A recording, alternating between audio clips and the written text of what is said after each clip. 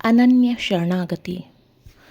तमेव शरणं गच्छ सर्वभावेन भारत, तत्प्रसादात् परां शान्तिं स्थानं प्राप्स्यसि शाश्वतम्। सर्वधर्मान् परित्यज्य मामेकं शरणं व्रज, अहं त्वा सर्वपापेभ्यो मोक्षयिष्यामि मा शुचः। भगवान श्री कृष्ण ने कहा, हे भारत, सब प्रकाश से उस परमेश्वर की ही अनन्य शरण को प्राप्त हो। उस परमात्मा की कृपा से परम शांति और सनातन परम धाम को प्राप्त होगा। वह परमात्मा मैं ही हूँ। अतएव सर्वधर्मों को अर्थात संपूर्ण कर्मों के आश्रय को त्याग कर केवल एक मुझ सच्चिदानंद वासुदेव परमात्मा की ही अनन्य शरण को प्राप्त हो। मैं तुझे समस्त पापों से मुक्त कर दूंगा, तू शोक मत कर। भगवान की उपर्युक्त आज्ञा के अनुसार हम सबको उसके शरण हो जाना चाहिए। लज्जा, भय, मान बढ़ाई और आसक्ति को त्याग कर शरीर और संसार में अहमता ममता रहित होकर केवल एक परमात्मा को ही परम आश्रय, परम गति और सर्वस्व समझना तथा अनन्य भाव से अतिशय श्रद्धा, भक्ति एवं प्रेम पूर्वक निरंतर भगवान के नाम, गुण, प्रभाव और स्वरूप का चिंतन करते रहना एवं भगवान का भजन स्मरण करते हुए ही भगवद ज्ञान अनुसार कर्तव्य कर्मों का निस्वार्थ भाव से केवल परमेश्वर के लिए ही आचरण करना तथा सुख दुखों की प्राप्ति को भगवान का भेजा हुआ पुरस्कार समझकर उसे समुचित रहना। संक्षेप में इसी का नाम अनन्य शरण है।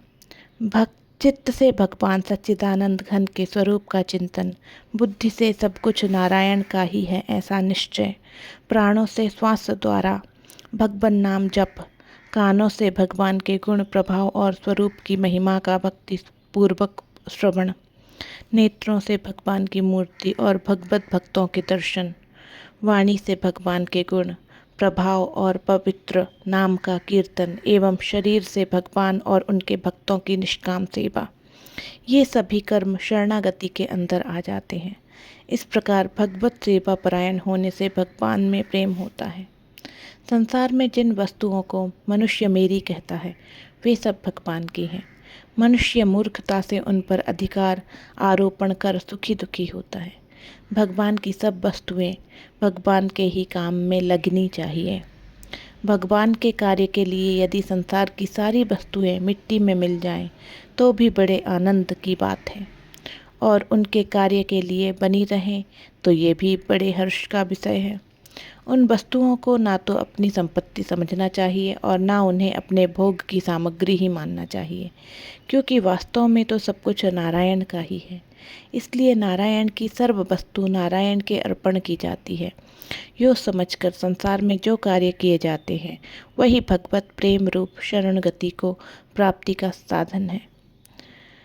उपर्युक्त प्रकार से जो कुछ भी कर्म किया जाए सब भगवान के लिए करना चाहिए। इसी का नाम अर्पण है।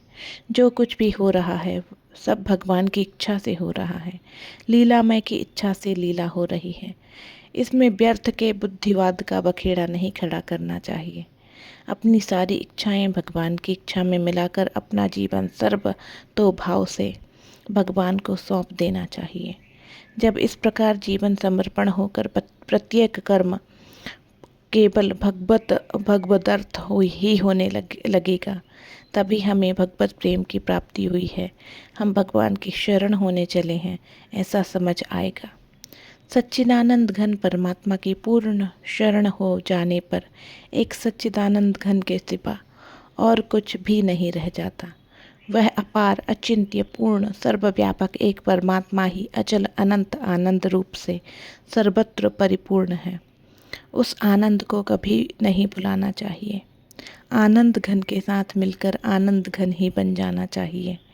जो कुछ भासता है, जिसमें भासता है और जिसको भासता है, वह सब एक आनंद घन परमात्मा ही परिपूर्ण है।